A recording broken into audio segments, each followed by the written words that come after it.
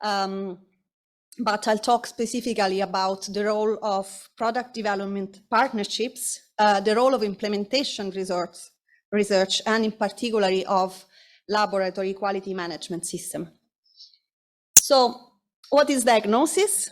We can regard it as a process of classification of a subject into distinct categories like absence or presence of disease that allow a medical or public health decisions to be made. So as you can see in this figure, they of course play a central role both in healthcare services and in public health interventions. Why? Because accurate and timely diagnosis results in correct treatment and therefore better health outcome, both for individual patients, but also for communities. And the procedure can be varied and can be one or a combination of interviews and questionnaires or physical examination or medical imaging. And what is the focus of this talk is laboratory investigations. So we talk about in vitro diagnostics. I will abbreviate that as IVD from now on. What do they do? These are tests that measure analytes in biological samples that we can consider markers of disease, or else we can call them biomarkers. Okay, so of course we want a diagnostics test to be accurate in order to be effective. That's the first desired feature of it, but we must be aware that there is always some source and some size of inaccuracy in any test, inaccuracy or error in measurement. What are the sources of this inaccuracy? First of all, biological variation. So as you can see in this very simple graph, there might be an overlap between the distribution of the concentration of a given biomarker between subjects with the disease and healthy subjects. So we have to be aware of it and perhaps choose the best cutoff for increased accuracy. But also there is experimental variation. And that's another issue that we have to deal with. This might be due with the procedure itself or with the operator that performs the procedure. So why do I stress that? Because when we choose an IVD test, we have to bear in mind the intended use, the target population, and the sources and size of accuracy, because we can, deal with it. So we can deal with it if we can measure it, of course. So how do we assess and measure accuracy? By evaluating the validity and reliability. So what is the validity? Is the extent to which a test measures the true value of the biomarker. And in the real world, as we don't know the true values, we actually compare the test results with those of the best available the best available test that we also call the gold standard. And for health outcome that are expressed as categories, for example, absence or presence of malaria infection, we measure validity by its sensitivity, which is the proportion of positive identified by the test, and by its specificity, which is the proportion of negatives identified by the test. So as to reliability, this is also called repeatability, because it means the extent to which the test results are the same if the test is repeated, either over time or by different operators. And also in this case, it is measured for categorical outcome by the kappa statistics, which measures the proportion of agreement between test results over the proportion of agreement that we expect only due by chance. Okay, and now I go back to a picture that you have already seen this morning. Actually, I'm quite jealous because Angelo has it in colors and mine is a bit sad. Okay, so why do I bring back this picture? Because in order to understand what is the application and applicability of IV tests, we must bear in mind the different levels of health prevention and care. So we have seen already, and Angelo explained very well, that determinants of health act at multiple levels of an individual or a community life. So starting from the general conditions in terms of environmental, cultural, and economic conditions of a society, to the living and working conditions, access to good quality water, food, education, and of course, healthcare services of a community, but also individual lifestyle or risk factors. So, given that public health is the main responsibility of a health system, and its aim is to eliminate or reduce the causes, onset, complication or recurrence of disease, it also must intervene at different levels, the same as the levels of determinants of health. Okay, so in principle, healthcare services should be organized according to this pyramidal organization, where primary prevention services are directed to the general population, and the aim is to prevent disease occurrence. So some example of this kind of prevention are, for example, screening, which involves IVD tests, or vaccination campaigns. Secondary prevention target high-risk groups of the population, and to prevent what? Disease progression in this case. An example, of course, is very early diagnosis and treatment, while tertiary prevention is directed at people with illness to prevent the burden of disease. And examples of that are, for example, prognostic tests for IVDs and specialist care. So this pyramidal organization, as we have seen this morning, is very useful not only in reducing the health impact of disease, but also the socio-economic impact of disease. And that is why even it is a very useful model in every society, it is particularly relevant to low resource settings. So in low and middle income countries. So an example of a low and middle income countries where this pyramidal or hierarchical organization is actually in place is Burkina Faso. A bit of geography recap. Where is Burkina Faso? Western or Eastern Africa? Western, raise your hands. Eastern, raise your hands. Southern Africa, raise your hands. Okay, very bad geography teachers. Okay, so it's a country in Western Sub-Saharan Africa. Okay, enough with the jokes. So, as you can see in this table, the healthcare services are organized in a pyramidal way, as I was saying. So the most proximal service to the residents, to the communities, is actually community health workers. These are in the number of 2 to 4 per village. This depends on the village dimension, of course. And the service they provide is, first of all, health education, health promotion, health communication. You can call it different ways. So it's a way to actually enable people to take care of their own health and to develop good health-seeking behaviors, for example. But the biggest mandate of community health workers is to provide the service that we call integrated management of childhood illnesses. We'll see a bit more about that, is the management of fever in childhood, so dealing with malaria and pneumonia mostly.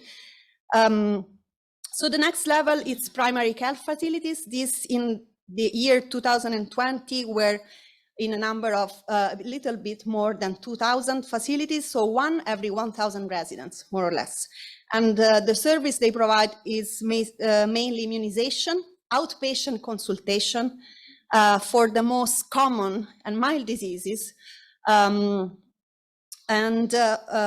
course, if the disease is more severe and requires inpatient services, then the patient is referred with the referral system that Angela explained to us to the next level of care, which is provided now by district medical centers. These are only 71 in the whole country, and they now provide inpatient consultation as well in the most wide branches of medicine, I could say, so general medicine, pediatrics, gynecology, obstetrics.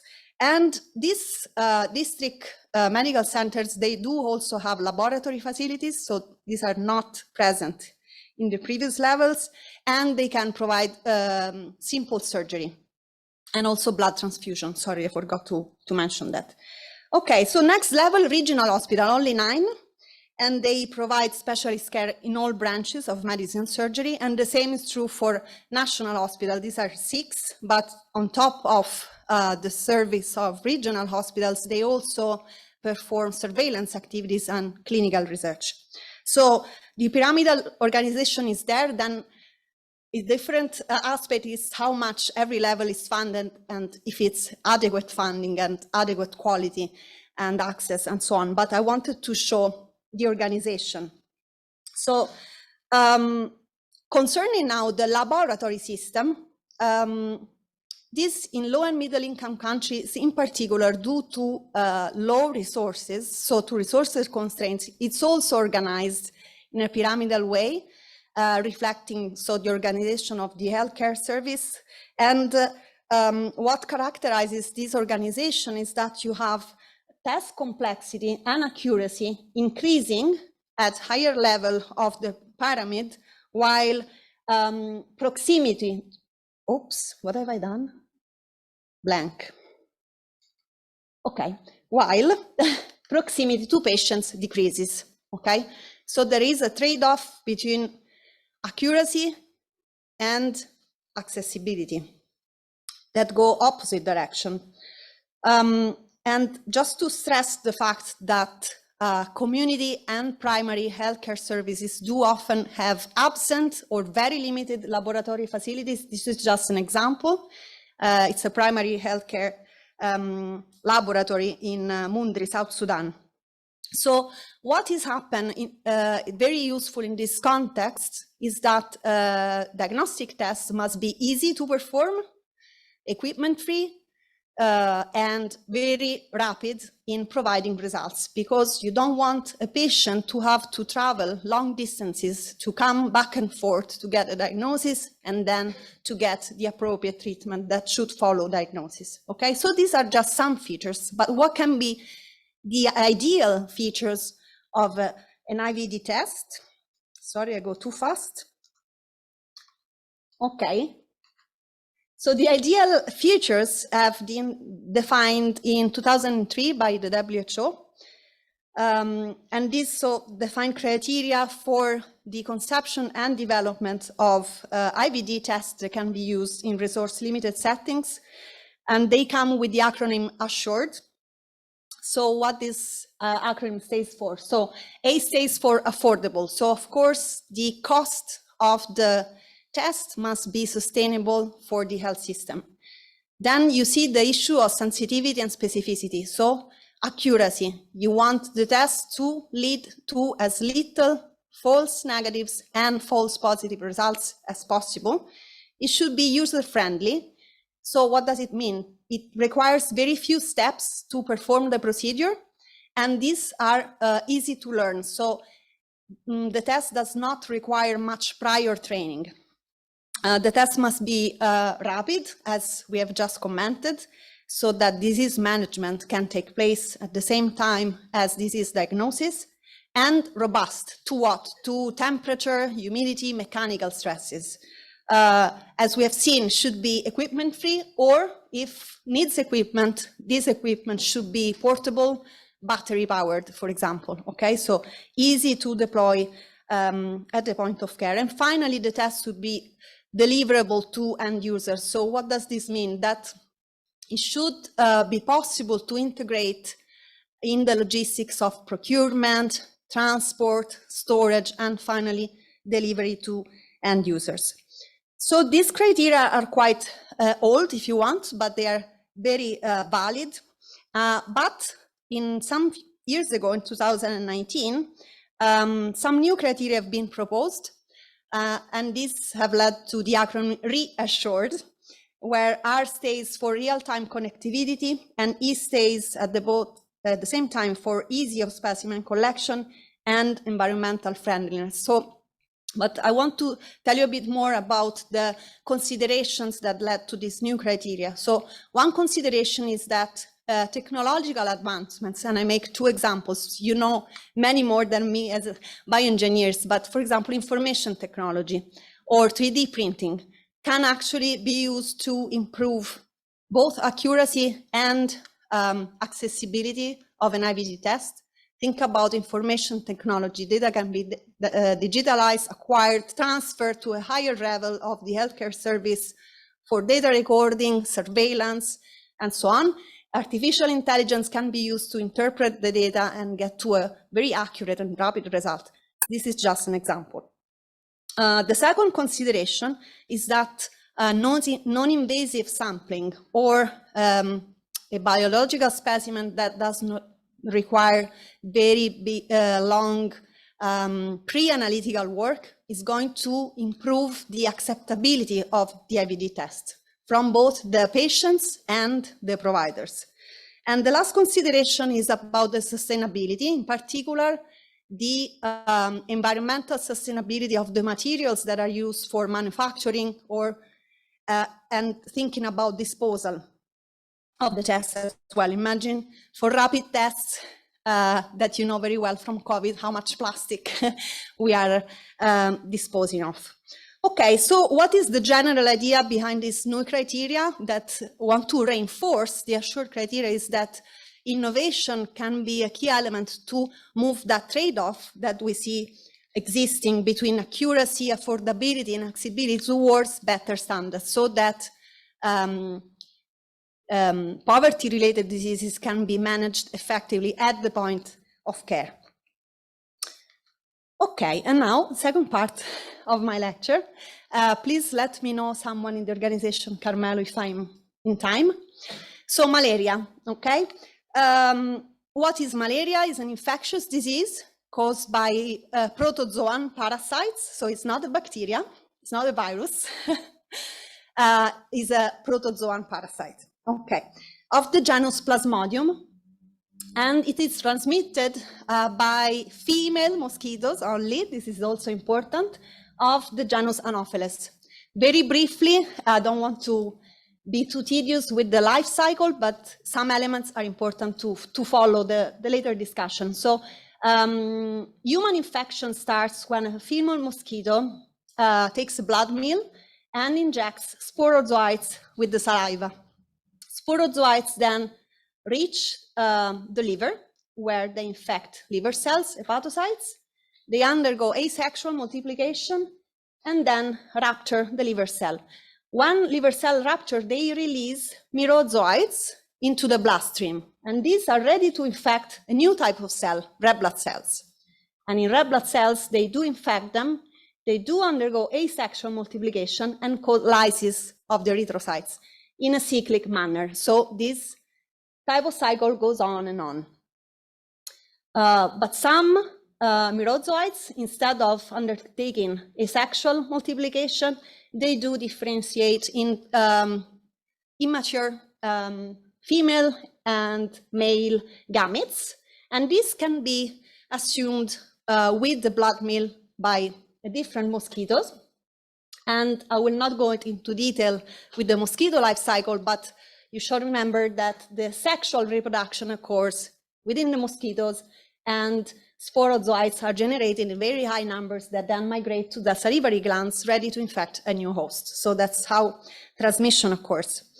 So the disease caused by this infection varies with the species of the parasites.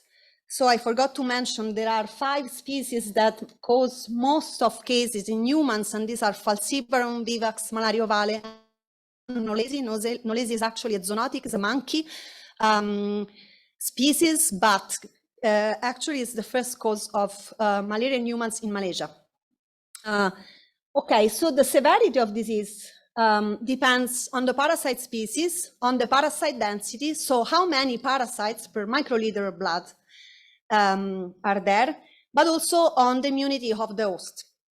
And whereas uncomplicated disease can be caused by all the species that I mentioned, causing fever, chills, headache, exhaustion, arthromyalgia, so non-specific symptoms, severe and life-threatening disease is mostly caused by the species Falciparum and in non-immune individuals. So the two population groups that are at higher risk of severe malaria and death are children, where the infection can cause severe anemia, impaired consciousness, even coma, and respiratory distress, and pregnant women, when it can cause a range of very poor pregnancy outcome. So what is the global health burden of malaria? Malaria is endemic in 87 low and middle income countries of the world, as you can see in the picture. And the WHO in the last report, which refers to the year 2020, reported more than 240 million clinical cases and more than 600,000 deaths. The majority of which, and when I say majority, I mean more than 95% of which are caused by Falciparum in children and pregnant women of sub-Saharan Africa. Okay, so what are the control strategies and tools that are in place for malaria? The three main pillars, as for many diseases, are prevention, diagnosis, and treatment. So as for prevention, the main tool are the use of long-lasting insecticide-treated nets to prevent, of course, the contact with the infected mosquitoes, and in high-risk population groups, so children and pregnant women, the intermittent preventive treatment with anti-malarial drugs. And as you may know from the news, very recently the first malaria vaccine has added to these preventive tools, but in most countries, vaccination campaigns have not yet been implemented. They will be soon, though. As for diagnosis, which is, of course, our focus here, this is mostly based on microscopy and rapid antigen tests, but in some contexts, molecular assays can be used. We will see more about that in a moment. As for treatment, this is based on the use of therapeutic drugs. The regimens are different depending if the disease is uncomplicated and severe, and also it depends on the species. So is control successful? Yes. And that's a good news, but we have to do more. So this picture shows in blue the incidence of clinical malaria cases from the year 2000 to the year 2020. The bottom picture, the one in red, shows the mortality. Okay, so what you can see, even at a glance, is that in that period, from 2000 to 2020, control strategies and tools have averted 1.7 billion clinical cases and more than 10.5 million deaths. So that's an important achievement and one that should give us the enthusiasm to keep working. But as you can see, from the year 2015, there has been a plateau in the decline of both clinical cases and mortality. And not only, but in 2020, we have seen actually an increase. And this is most likely due to partial disruption of health prevention and care services due to the COVID-19 pandemic. So what does this picture tell us? That the access to the tools that we have must be improved, but also that innovation can help in increasing access of existing tools or actually give us more accurate tools. So coming to diagnosis, which is the main focus, as I was saying, this is based on detection of Plasmodium parasites in peripheral blood, actually parasites or parasite molecules. And why it is important, we will see later, but as I mentioned, symptoms are not specific to malaria. So we have to identify the etiological agent, the pathogen, okay? So not only the detection is important for diagnosis, but also we would like to know the species and the parasite density, because as I told you, these are relevant information for choosing the appropriate drug regimen. Not only, but the diagnosis has to be very prompt, because it is necessary that we prevent the disease to progress from uncomplicated to severe and life-threatening. Okay, so bear these concepts in mind. And what are the tools that are currently available? These are microscopy, rapid diagnostic tests, and molecular assay. And we will see a bit more in detail. How am I going with the time, Carmelo? Fine? Okay. So microscopy. So microscopy is what we call for malaria the gold standard. Why? Because it's the only method that actually detects parasites directly. So we are sure the infection is there because we see the parasites. Not only, but we can identify the species and we can count the parasite density. As I said, we express that as number of parasites per microliter of blood. So how it is done? Blood films, thin and thick blood films must be prepared. They have to be stained with Giemsa, and then they have to be examined at the optical microscope. So it is a very comprehensive diagnosis, but actually with a quite good limit of detection, which ranges from 5 to 100 parasites per microliter, depending on the operator. So what are the disadvantages? It is a lengthy procedure. It requires at least 1 hour to even more than 3 hours to reach a diagnosis because of all these steps. And of course, it requires laboratory equipment, reagents, and mostly very specially trained personnel, okay? And of course, as you've seen, the analytical sensitivity is operator dependent. This is also not very good. So to overcome some of the limitations of microscopy, even though it is the gold standard, rapid diagnostic tests, sorry, I go too fast, were introduced in the early 2000s. And these are based on detection of parasite proteins, in particular Plasmodium lactose dehydrogenase and Plasmodium falciparum. So this is species-specific histidine-rich protein. These are immunochromatographic lateral flow tests. You know them very well for COVID antigen tests or pregnancy tests. And so you also know how easy it is to perform them. And you know, they are equipment free and that the results come very rapidly, less than half an hour.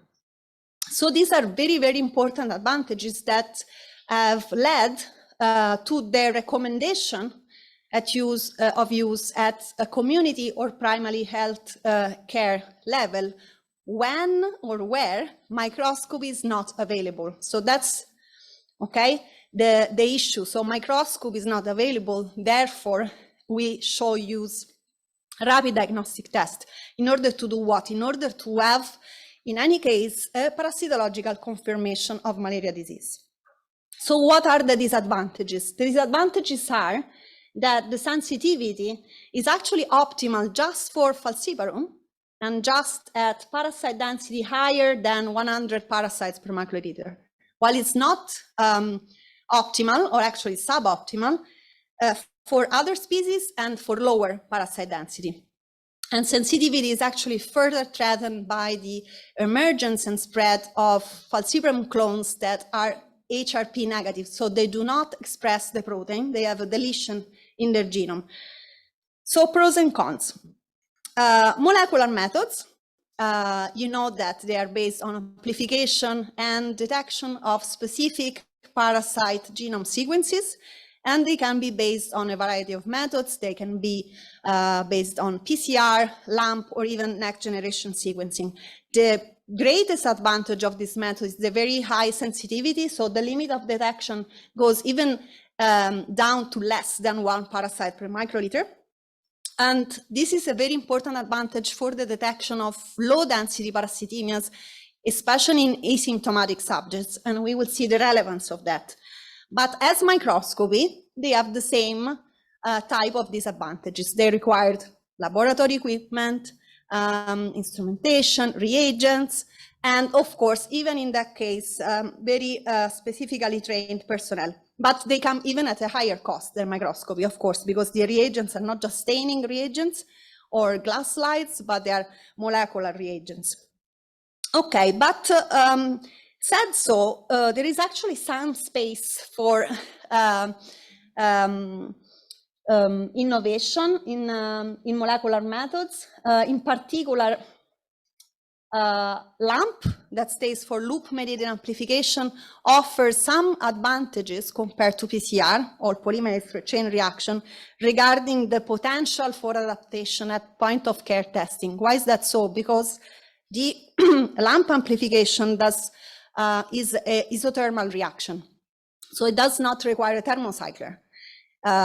You just need a block at a fixed temperature. Also, the reaction is much faster, so 40 minutes compared to 2 to 3 hours for PCR. And also detection is much easier because amplification leads to turbidity of the solution. So this can be detected by a photometer or even by naked eye if you couple the reaction with a dye like malachite green. So you don't need electrophoresis, you don't need expensive fluorescent detection. Also, it requires minimal pre-amplification steps, so DNA extraction can be very much simplified, and this, as a result, make LAMP cheaper, faster, and easier to perform than PCR. So that's why also for other diseases, not only for malaria for sure, LAMP is being developed for point-of-care testing. Okay, so just to recap the features of the currently available tests in terms of what? Of the assured criteria. Remember those criteria.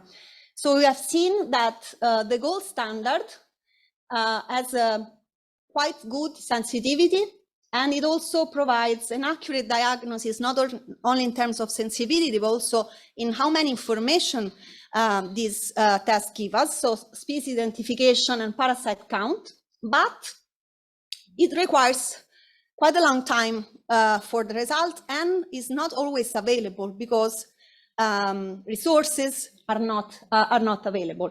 So we have seen on one hand that RDT overcome many limitations in terms of accessibility, but at the cost of a much lower sensitivity.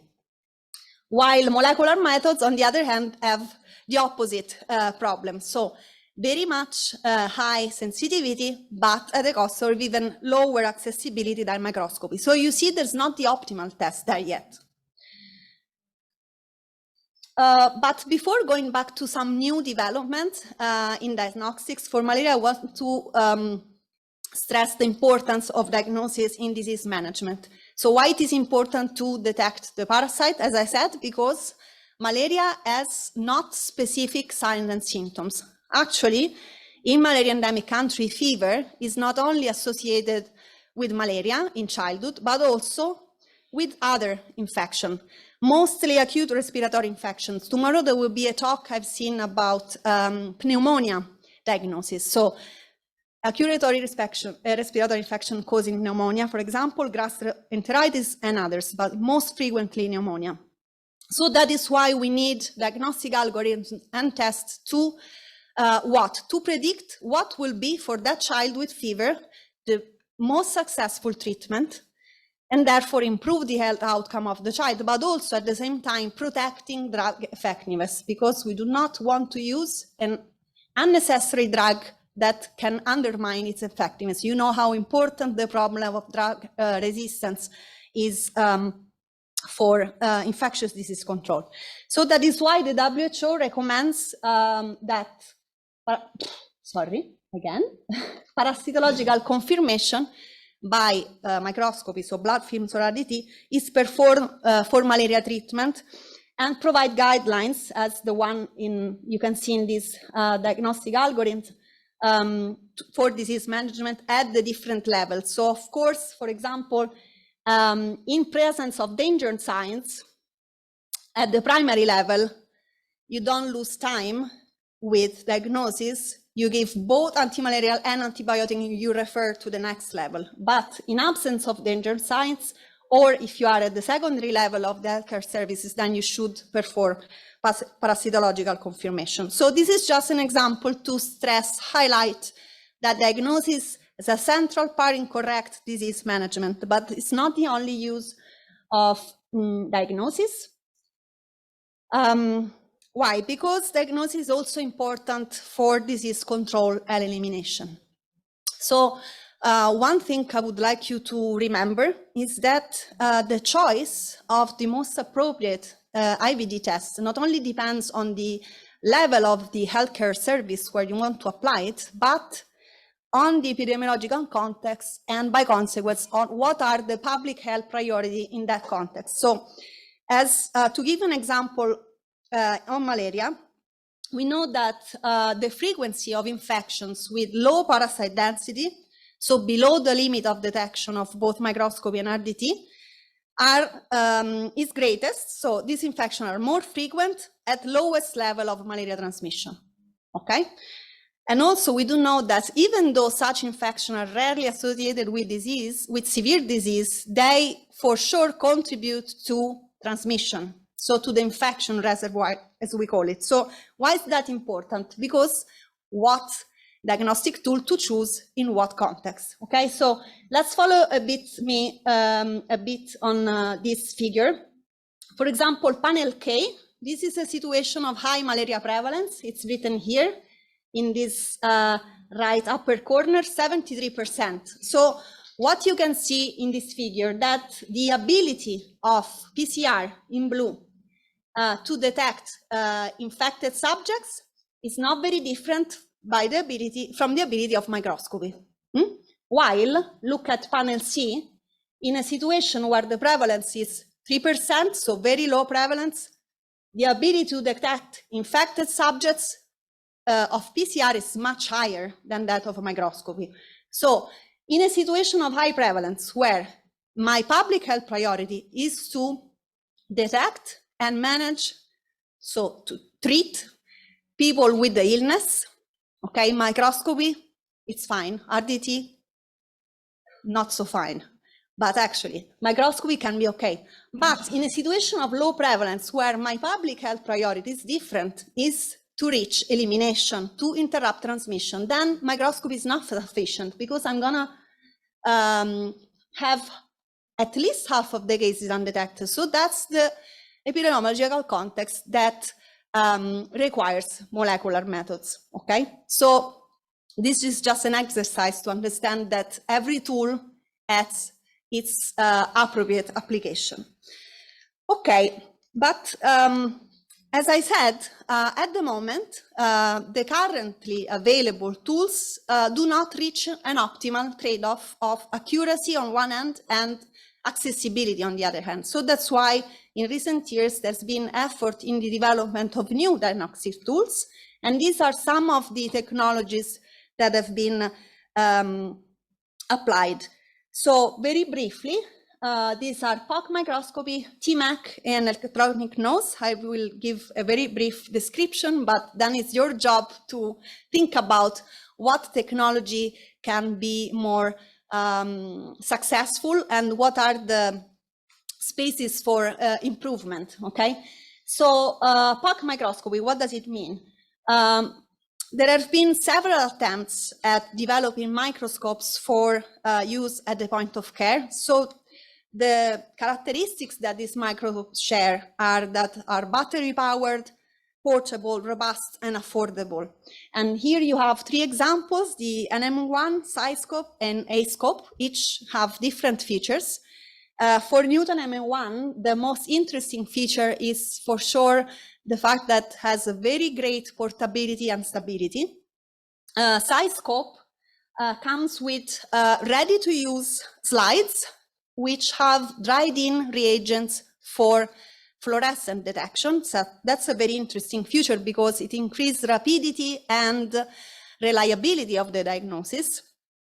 And the third example is iScope. This is actually very interesting because it employs artificial intelligence to reach a rapid and accurate diagnosis. So these are examples, and they are ongoing attempts, as I said, and in fact, determination of the limit of detection and accuracy in real life context in the field is ongoing. Another example is TMAC. This is developed by the Polytechnic University of Milan, and it's based on detection of hemozoin. Hemozoin is a crystal that the parasite produces as a result of digesting hemoglobin. okay? And it has some paramagnetic properties. So TMAC is based on the magnetic separation of infected red blood cells that contain hemozoin from healthy red blood cells, and detection of infected red blood cell by sensing electrodes. So what are the interesting features is that this kind of prototype test delivers quantitative results, so it's able to quantify the parasite density in a very short detection time. Also in this case, determination of LOD and accuracy in the field is ongoing. The disadvantage does not bring to species identification, okay? So it's a pan-plasmodium test. Third approach, very different now, because it's the only approach that I've described so far that is not based on detection of parasites or parasite molecules in peripheral blood. Instead, it is based on detection of volatile organic compounds by gas sensor arrays or electronic gnosis. So where this approach comes from? It comes from the observation that malaria-infected subjects are more attractive to mosquitoes. And this, of course, triggered some investigation into the reason why this happens. And there is some experimental evidence of emission of malaria-specific VOC profiles in different experimental conditions. So, for example, in red blood cell culture supernatants, but also in experimental mice infected with malaria, but also in the field in humans, skin and breath.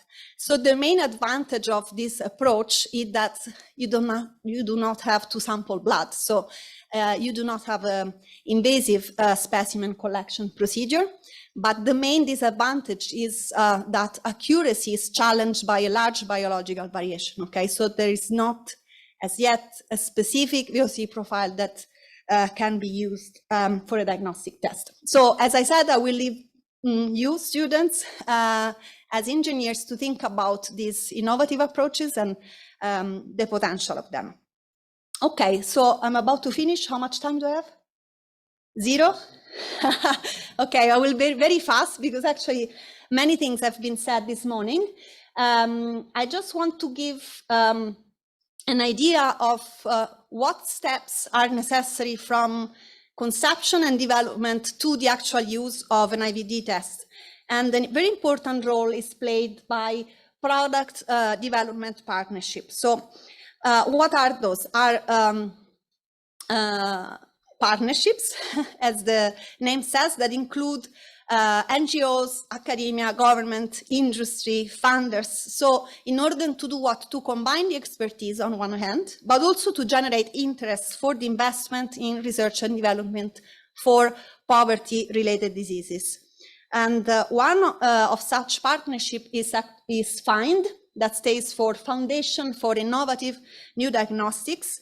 And it has been funded in 2003 with the mandate to boost innovation towards IVD for diseases and population that otherwise would be neglected from the market. So the importance of such partnership is regards particularly poverty-associated diseases.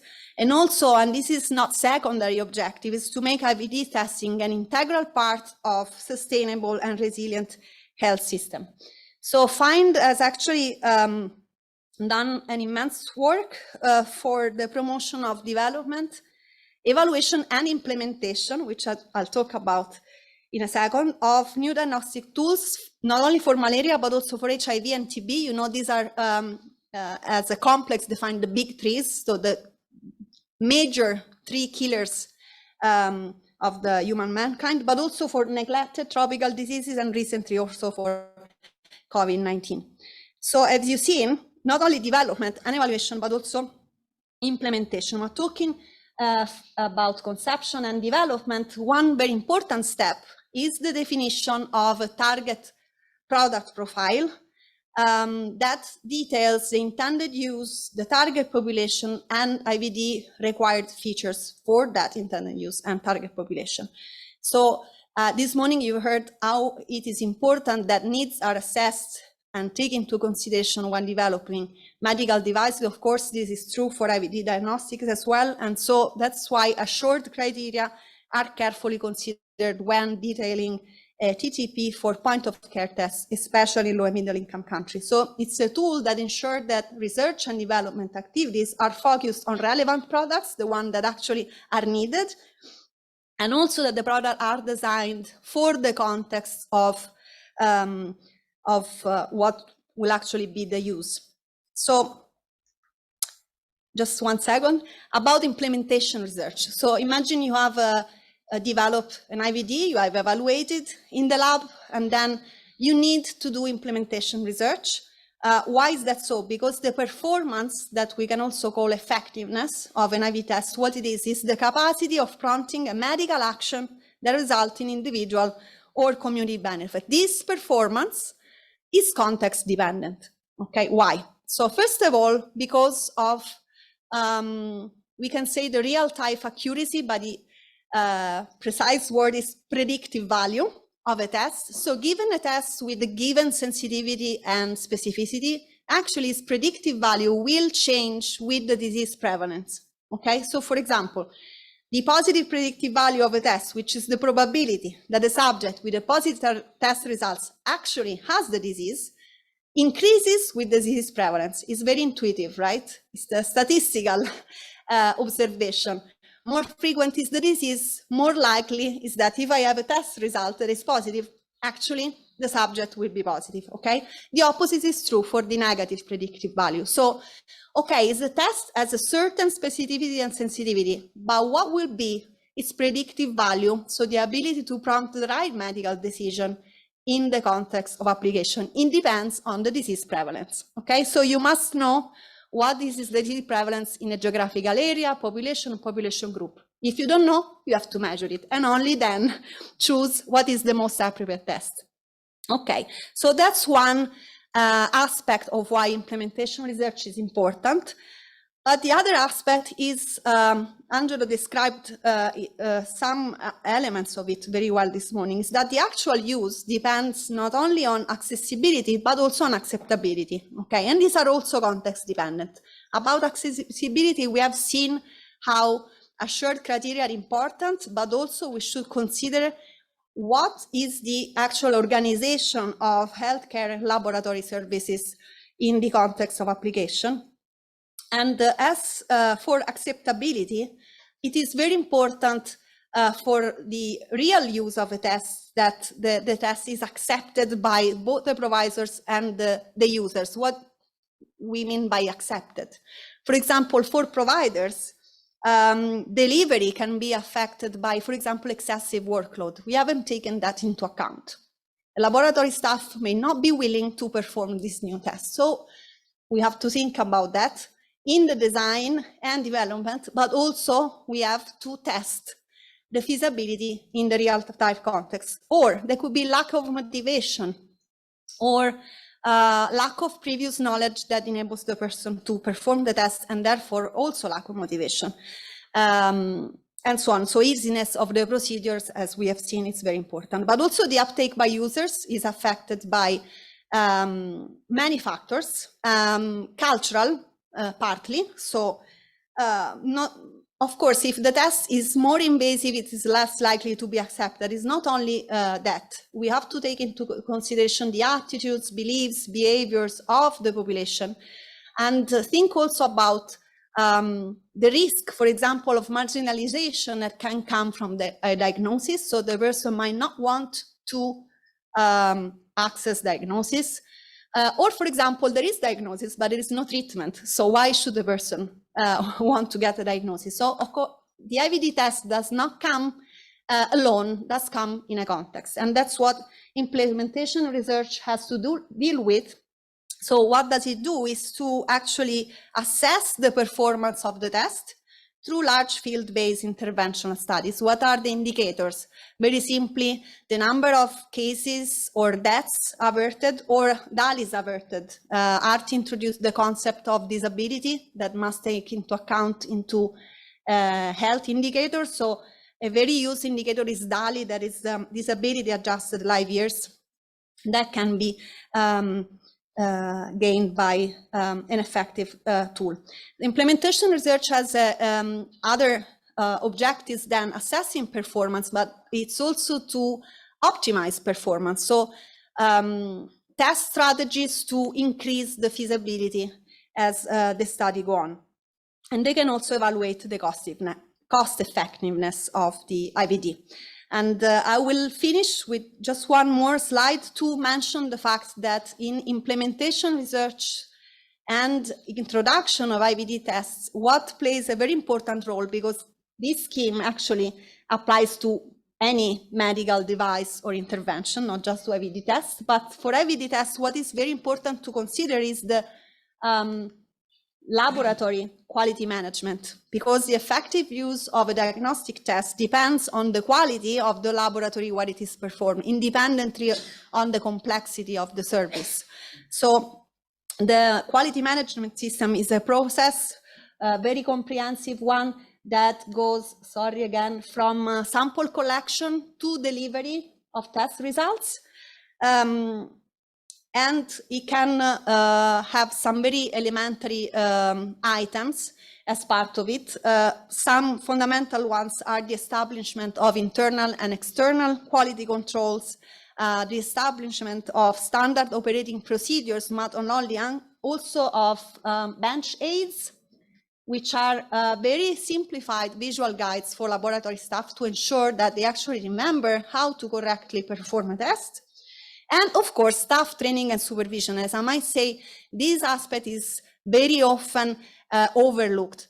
We think we have a great test, but if we don't have laboratory quality management system, the use cannot be effective. And one other important aspect of the quality management system is to ensure also biosafety, not only the quality results, but biosafety at the same time. And with this, I'll finish. I just want to thank two colleagues for the contribution, Daniela Fusco at Bernard Nocht Institute for Tropical Medicine in Germany, and Florinda Coro, a PhD student at University of Pisa in Italy, and thank you very much for the attention.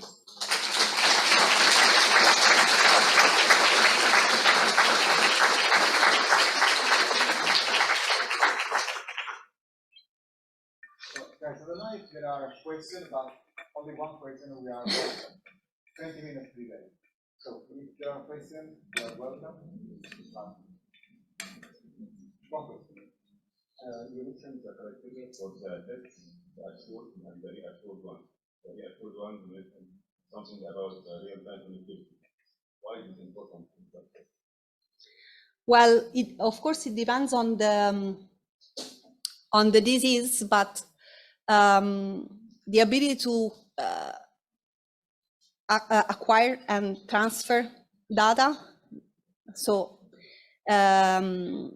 it can be very important for surveillance, for example. That's the first important aspect of it. So at the higher level of the health system, all the data is collected and enables surveillance, and so to prompt actions if, for example, the frequency of disease suddenly increase, okay? Another aspect is also related to artificial intelligence and to feed, a model with data, so that data can become more and more accurate as more results become more accurate as more data are fed to the system, right? So these are maybe the two most important aspects, I would say. Sorry, I've been too long. I've ruined your afternoon. Okay, so thank you, Valentina. Thanks.